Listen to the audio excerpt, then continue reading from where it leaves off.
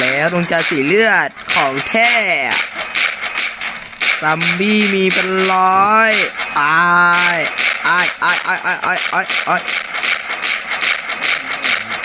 ไม่รู้อ่ะ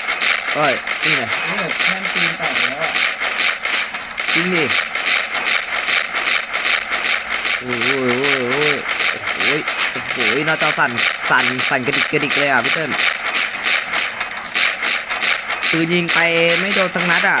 โดนละใช่ปะโอ้โหหน้าจอสั่นหมดโอ้โหดูเงินแป๊บ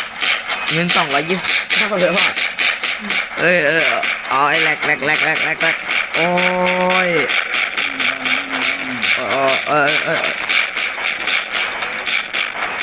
พี่เติ้ลไม้หายพี่เติ้ลเช้าแล้วแต่มันยังไม่หายไง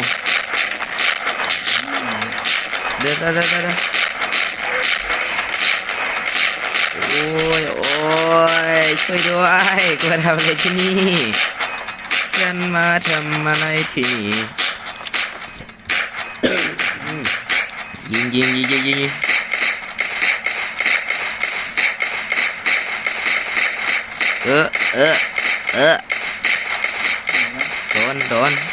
โดนรอยยางเลยหมดยังอ่ะหมดแล้วเย้รอดแล้วเว้ยมีปืนกระบอกร่วงเลยบอกมึงโดนกินไปแล้วมั้งดูทรงโดนกินไปแล้วเกือบตาย